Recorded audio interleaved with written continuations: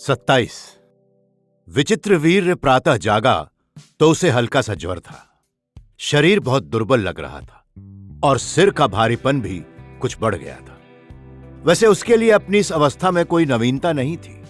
वर्षों से वो ऐसा ही चला आ रहा था। वो तो एक प्रकार से उसका अभ्यस्त भी हो गया था। मन तनिक स्वस्थ हुआ और तन ने साथ दिया तो दासियों को बुला लिया। शरीर दुर्बल लगा, मन भारी हुआ तो मदिरा के कई पात्र। फिर न शरीर की दुर्बलता का भान रहता, न मन के भारीपन का। पर जब से भीष्म और माता सत्यवती में कोई समझौता हो गया था, तब से दासियों की अपेक्षा उसे अपना अधिक समय ब्राह्मणों की संगति में बिताना पड़ता था और मदिरा से अधिक उसे राजवैद्य की तिक्त औषधियों का पान करना पड़ता था। और ऊपर से माता ने भीष्म के साथ मिलकर उसके विरुद्ध षड्यंत्र रचा था। उन्होंने उसे सम्राट बना दिया था। सम्राट बनने तक उसे कोई आपत्ति नहीं थी, किंतु उसके बाद प्रतिदिन जाकर राजसभा में सिंहासन पर बैठे रहना और मंत्रियों, जन प्रमुखों, ब्राह्मणों और जाने किस किस के भाषण सुनना और फिर उन पर विचार करना, यह सब विचित्रवीर्य के वश का नहीं था। इससे तो अच्छा था कि उसे मदिरा का एक भांड देकर अपने कक्ष में छोड़ दिया जाता। आर्यपुत्र विचित्रवीर्य ने आंखें खोली। अंबिका और अंबालिका दोनों ही सामने खड़ी थी। ये दोनों इस प्रकार एक दूसरी से क्यों जुड़ी रहती हैं? उसने सोचा। जब देखो तब एक साथ। विचित्रवीर्य तो 2 दिन में ही उब जाए यदि उसे किसी एक के साथ इस प्रकार जुड़कर रहना पड़े। उठिए, अंबिका बोली, विलंब हो रहा है। राजसभा आपकी प्रतीक्षा में है। राजसभा? विचित्रवीर्य का मन हुआ वो ऊंचे स्वर में चिल्लाए, पर उसके सिर का भारीपन उसे चिल्लाने की अनुमति ही नहीं दे रहा था। इससे पहले कि वो सिर के भारीपन पर खींचता, उसका ध्यान दूसरी ओर चला गया। मैं आज सभा में नहीं जाऊंगा, वो धीरे से बोला। मेरा स्वास्थ्य ठीक नहीं है। अंबिका ने उसके माथे पर हाथ रखा। उसे ज्वर का आभास हुआ। उसने अंबालिका की ओर देखा। अंबालिका ने उसका तात्पर्य समझकर अपनी हथेली विचित्रवीर्य के माथे पर रखी। ज्वर है, वो बोली। माता को सूचित करें? अंबिका ने पूछा। माता को क्या सूचित करना है? विचित्रवीर्य ने खींचकर कहा। मुझे विश्राम करने दो। पर माता को सूचित करने में क्या आपत्ति है आपको? क्योंकि मैं बच्चा नहीं हूं कि मेरे संबंध में प्रत्येक छोटी बड़ी बात की सूचना माता को दी जाए। तो क्या है आप? मैं अब युवक हूं। आपके यौवन से पर्याप्त परिचित हैं हम। अंबिका के स्वर का कटाक्ष प्रत्यक्ष था। क्या परिचित हो यौवन से? विचित्रवीर्य की खीज उभरी, किंतु अगले ही क्षण उसका स्वर दब गया। अस्वस्थ हूं इन दिनों, अतः दुर्बल हूं। तो माता को सूचित क्यों नहीं करने देते? जाओ, सूचित कर दो माता को। विचित्रवीर्य की खीज मुखर हो उठी। वे वैद्य को बुलाएं, वैद्य मुझे विष के समान तिक्त औषधियां पिलाए। जाओ, बता दो माता को। किंतु सत्यवती को बताने के लिए किसी को जाना नहीं पड़ा। वो स्वयं ही कक्ष में आ गए। क्या बताना है माता को? आर्यपुत्र का स्वास्थ्य, अंबिका बोली। क्या हुआ मेरे बच्चे को? सत्यवती झपट कर विचित्रवीर्य के पास आई और उसके माथे पर हाथ रखकर बोली, इसे तो ज्वर है। उसने अंबिका की ओर देखा। अंबिका ने सिर झुका लिया, जैसे इसमें उसी का दोष हो। अंबालिका जाकर अंबिका के पीछे खड़ी ही नहीं हुई, उसने स्वयं को बड़ी बहन की ओट में पूर्णतः छिपा लिया था। सत्यवती ने साथ आई परिचारिका की ओर आंखें फेरी। राजवैद्य को सूचित करो, तुरंत किसी तीव्रगामी अश्वारोही को भेजो, या ऐसा करो किसी सारथी को भेजो, वैद्य को अपने रथ पर बैठा कर ले आए। जो आज्ञा। परिचारिका चली गई। सत्यवती की इच्छा हुई पीछे से पुकार कर कहे कि किसी को भेजकर भीष्म और महामंत्री को भी सूचित कर दे, किंतु फिर कुछ सोचकर चुप ही रही। परिचारिका चली गई। उन्हें अब राजवैद्य की प्रतीक्षा ही करनी थी। पर इतनी देर तक सत्यवती निष्क्रिय तो नहीं बैठ सकती थी। वो जाकर विचित्रवीर्य के सिरहाने बैठ गई। लाओ, तुम्हारा सिर दबा दूं मेरे लाल। विचित्रवीर्य ने संकोच से अपनी पत्नियों की ओर देखा। सत्यवती की दृष्टि ने उसकी आंखों का पीछा किया और सहसा वो रोष मिश्रित स्वर में बोली, खड़ी देख क्या रही हो? तुम्हारा पति अस्वस्थ है, उसकी सेवा करनी चाहिए। पैर दबाओ अपने पति के। अंबिका और अंबालिका ने एक दूसरी की ओर देखा और एक मूक समझौते के अधीन आकर विचित्रवीर्य के पैरों के पास पलंग के दोनों ओर बैठ गई। वे दोनों धीरे धीरे पति की टांगें चांपने लगी। विचित्रवीर्य ने एक झुरझुरी सी ली और अपनी टांगें खींच ली। उसने सत्यवती की ओर देखा। बंद करो मां, ये सब क्यों? सत्यवती चकित थी। क्या बात है मेरे लाल, कोई असुविधा हुई? क्या शरीर को आराम नहीं मिलता? इनके स्पर्श से मेरा शरीर का ताप बढ़ता है। अंबिका और अंबालिका ने संकोच से दृष्टि भूमि में गड़ा ली। सत्यवती को विचित्रवीर्य की असुविधा समझने में थोड़ा समय लगा। समझने के पश्चात उसे थोड़ा आश्चर्य हुआ। पत्नी का स्पर्श भी उसके शरीर में ताप बढ़ाता है। इतना कामातरेक है विचित्रवीर्य में। राजवैद्य ने आकर विचित्रवीर्य की नाड़ी देखी। सम्राट की आंखों, जिह्वा और त्वचा का परीक्षण किया। थोड़ी देर सोचते रहे और बोले, राजमाता मेरे साथ आए। उसने मुड़कर अंबिका और अंबालिका की ओर देखा। आप लोग जाएं, सम्राट को विश्राम की आवश्यकता है। राजवैद्य के साथ सत्यवती दूसरे कक्ष में आई। क्या बात है वैद्यराज? सम्राट की कामेच्छा असाधारण रूप में प्रबल है। शरीर दुर्बल है और आपने उन्हें एक नहीं दो दो सुंदर पत्नियां उपलब्ध करा रखी। सत्यवती को लगा राजवैद्य ने पूरी बात नहीं कही थी। स्पष्ट कहें वैद्यराज। और स्पष्ट क्या कहूं राजमाता? राजवैद्य ने सिर झुका लिया। उसका स्वर और भी धीमा हो गया। मुझे सम्राट में क्षय रोग के लक्षण दिखाई दे रहे हैं। सत्यवती फटी फटी आंखों से राजवैद्य को देखती रही। शब्द जैसे सारे के सारे खो गए थे। मैंने तो राजमाता से पहले भी निवेदन किया था कि सम्राट को स्त्री प्रसंग से दूर रखें। राजवैद्य के शब्दों में विषाद की ध्वनि स्पष्ट थी। सम्राट के विवाह से पहले भी मैंने महाराज कुमार से निवेदन किया था कि सम्राट के स्वास्थ्य के लिए एक पत्नी भी जोखिम का कारण हो सकती है, फिर भी दो रानियां। किंतु राजाओं के लिए दो रानियां कोई अतिरिक्त विलास का प्रमाण नहीं है वैद्यराज। सत्यवती के स्वर में प्रतिवाद की ध्वनि थी। वे राजा सैकड़ों योजन की यात्रा घोड़े की पीठ पर करते हैं और 8-8 प्रहर शस्त्र परिचालन करते हुए भी थकते नहीं है राजमाता। हमारे सम्राट का शारीरिक स्वास्थ्य उस कोटि का नहीं है।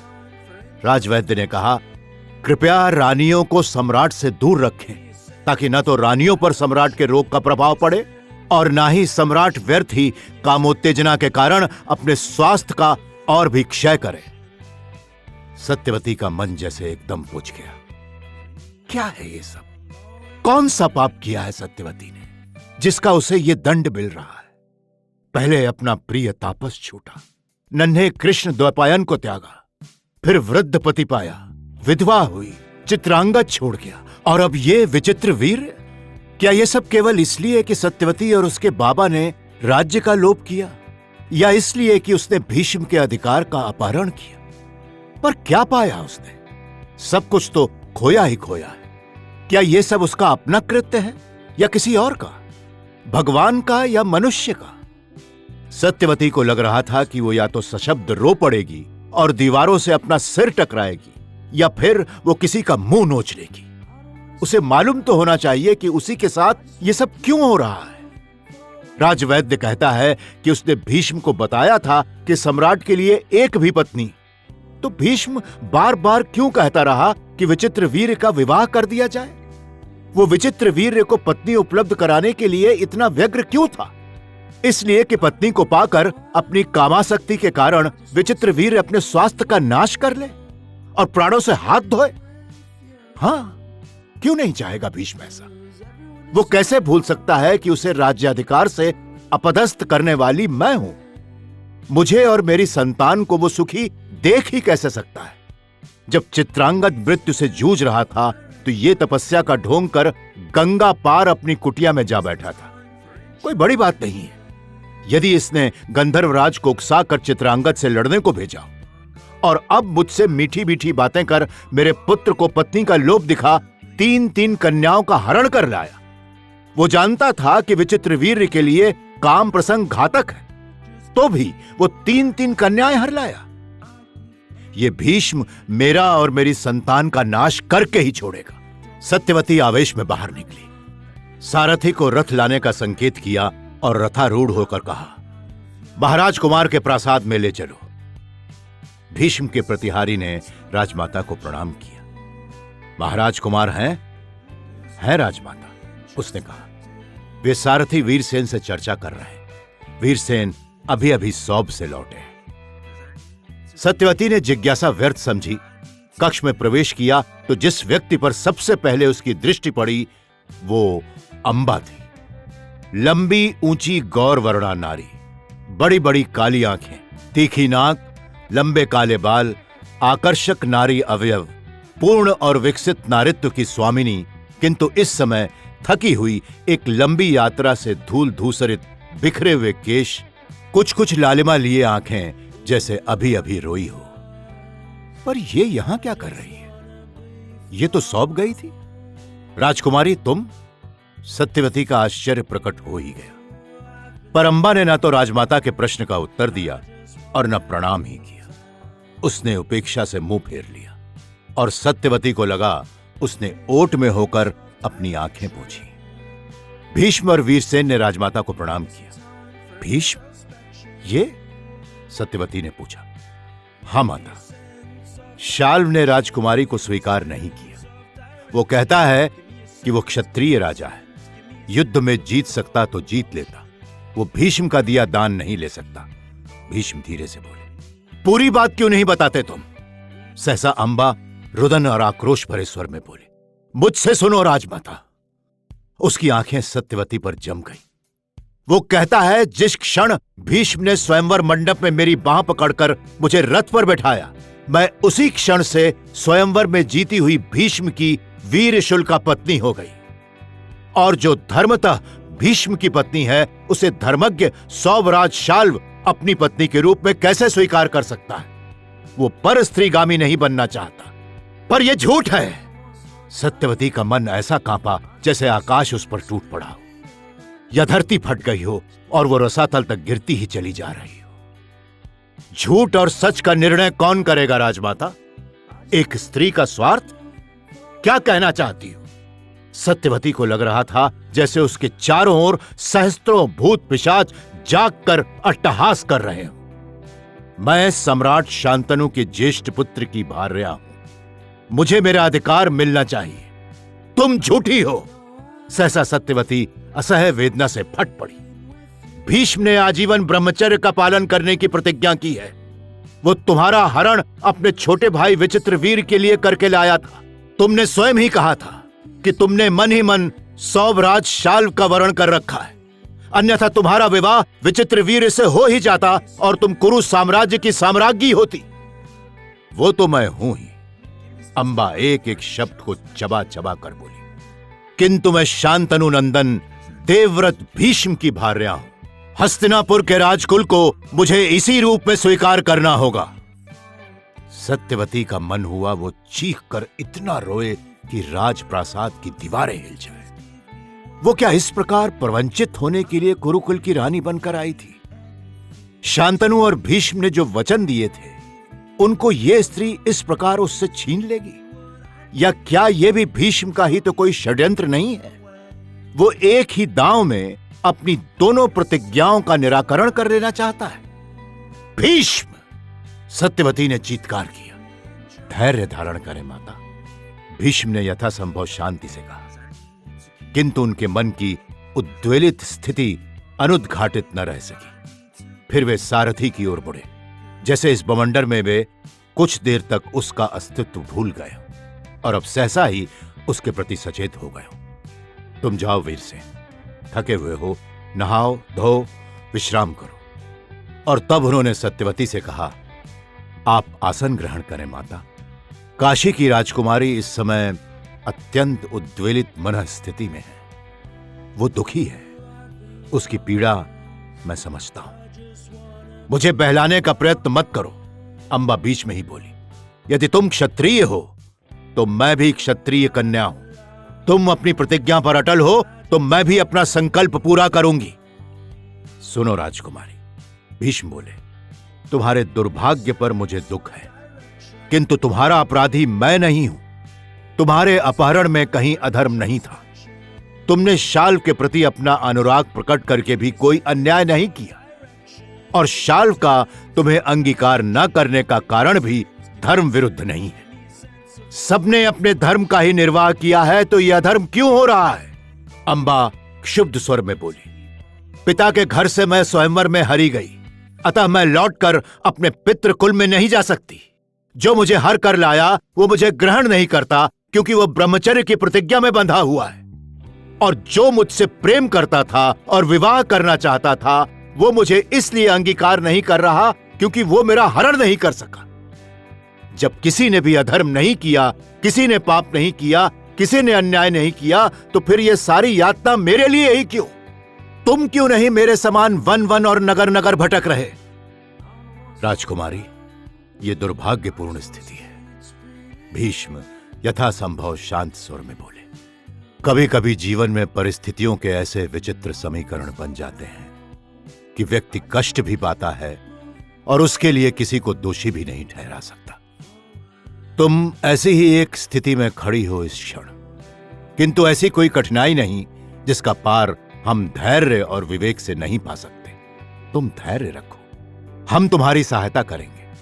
तुम पितृकुल में लौटना चाहो तो, विचित्र वीर्य से विवाह करना चाहो तो। और सहसा सत्यवती के मन में ज्वार उठा, नहीं नहीं भीष्म, ऐसा मत करना।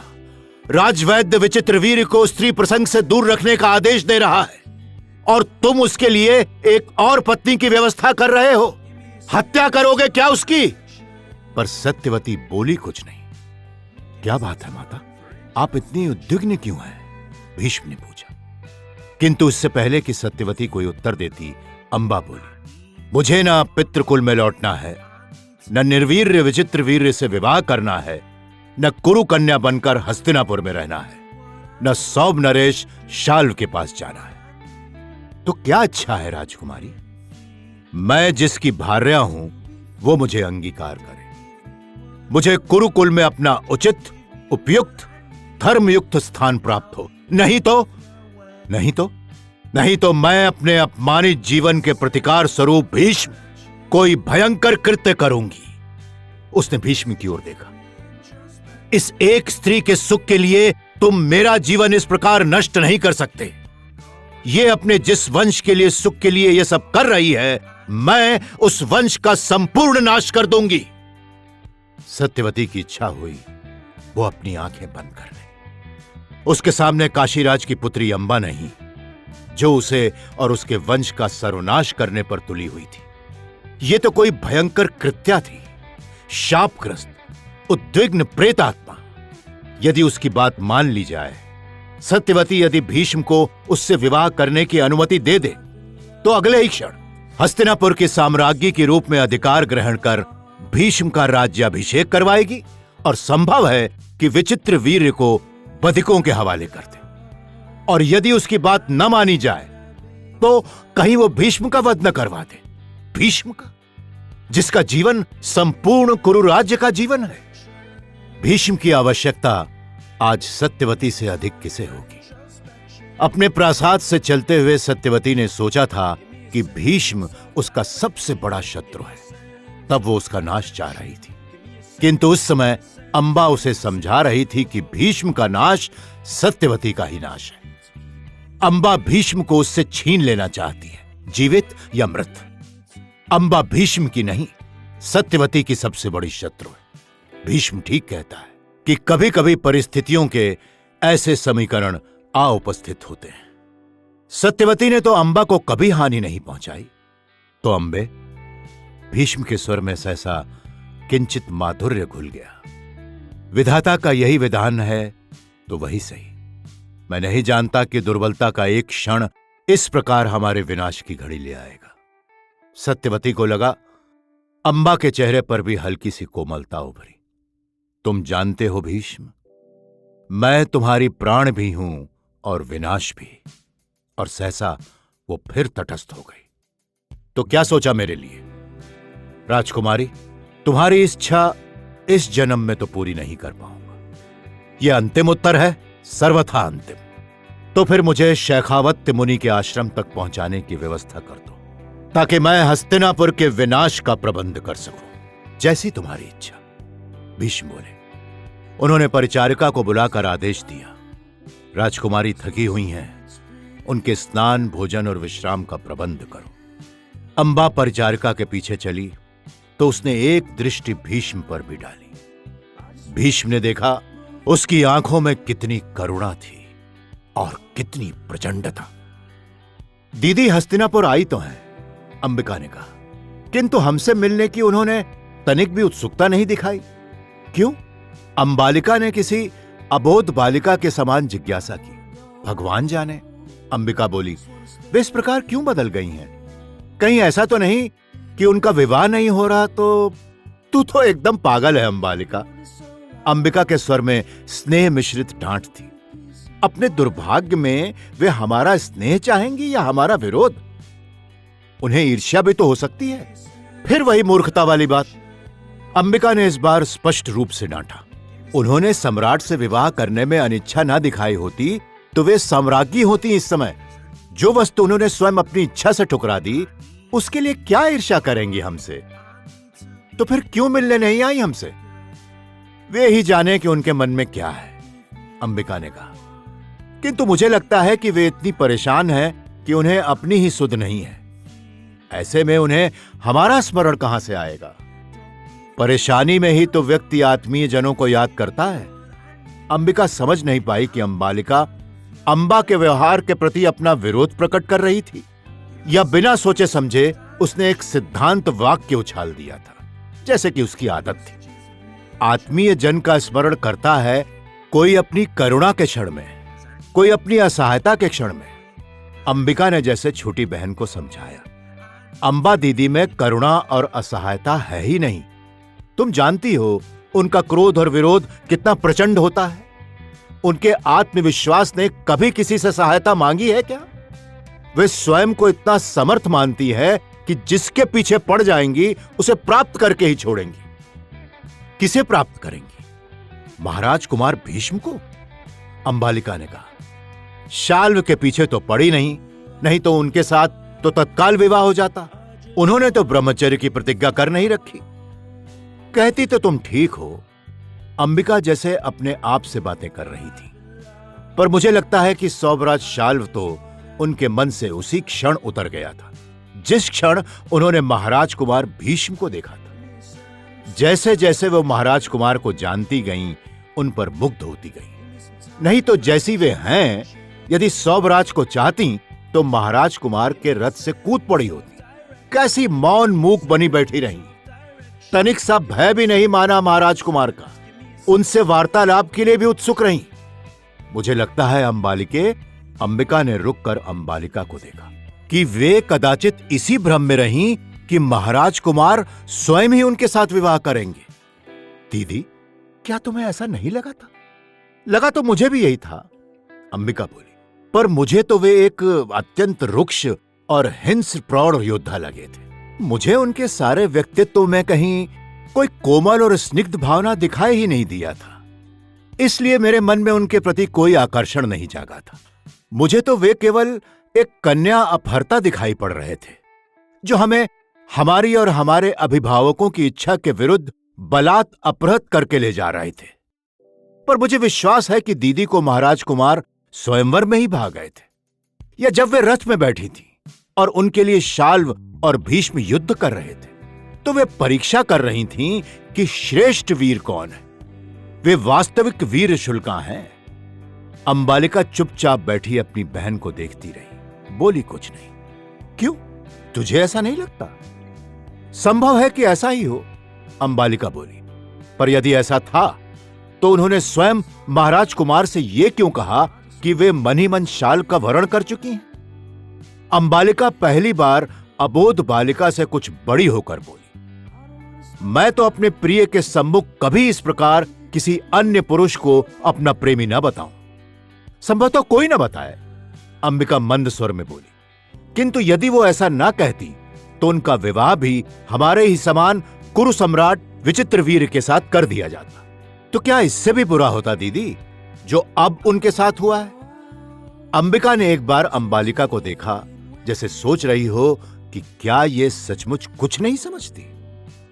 उन्होंने एक दांव तो खेला, एक जोखिम तो झेला, अब सफल नहीं हुई ये दूसरी बात है। सफल हो गई होती तो उन्हें शाल्व जैसा समवयस्क, सक्षम योद्धा और समर्थ पुरुष पति के रूप में मिला होता। फिर जैसे दूसरा विचार मन में कौंधा, और वैसे भी अब क्या बिगड़ा है, वो इस समय महाराज कुमार भीष्म के पीछे पड़ी हैं। कौन जानता है कि वे उन्हें प्राप्त करने में सफल हो ही जाएं? सफल हो भी जाएं तो क्या? अंबालिका जैसे इस सारे विचार का उपहास करती हुई सी बोली, वे साम्राज्ञी नहीं हो सकती। अंबिका के मन में आया अंबालिका को डांट दे, कैसी मूर्ख है ये, पर फिर उसके प्रति हल्का सा स्नेह उमड़ा।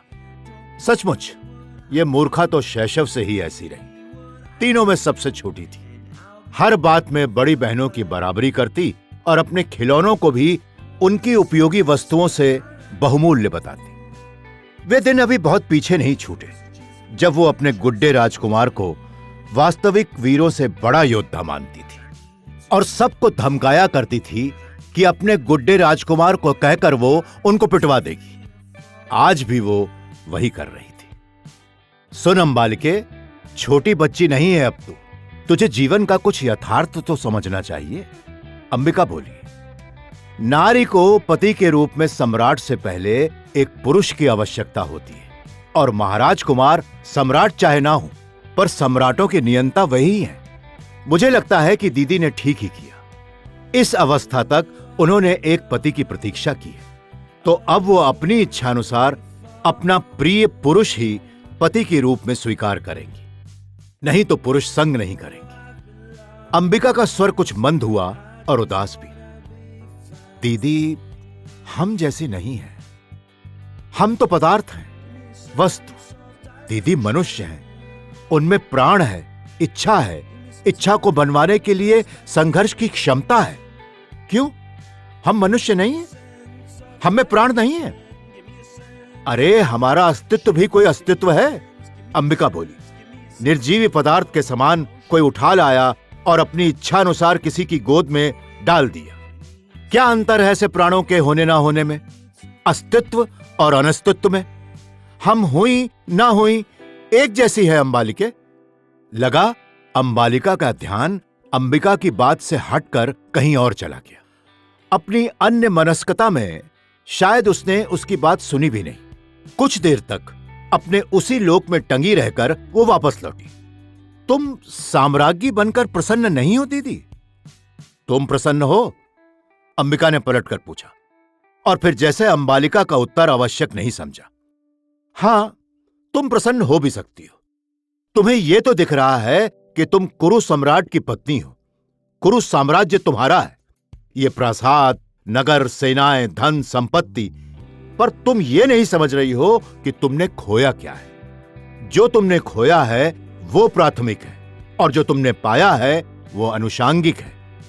मनुष्य की मूल आवश्यकता वो है जो तुमने खोया है, और जो तुमने पाया है वो तुम्हारी आवश्यकता नहीं, तुम्हारे अहम के संतोष का कारण हो सकता है, प्रदर्शन की वस्तु हो सकती है। अंबालिका कुछ देर तक अपलक अंबिका को निहारती रही और फिर बोली, तुमने फिर वही सब कहना आरंभ कर दिया जो मेरी समझ में ही नहीं आता। ओ अंबालिके, क्यों ये सब तेरी समझ में नहीं आता? अंबिका जैसे आवेश में बोली, और फिर उसका स्वर कुछ धीमा हुआ। अच्छा ही है कि तुम नहीं समझती, नहीं तो तुम भी मेरे ही समान कुड़ती। दीदी हैं कि समझती हैं तो कुछ करने में भी समर्थ है। तुम हो कि समझती ही नहीं हो। एक मैं हूं कि समझती भी हूं और कुछ कर भी नहीं सकती।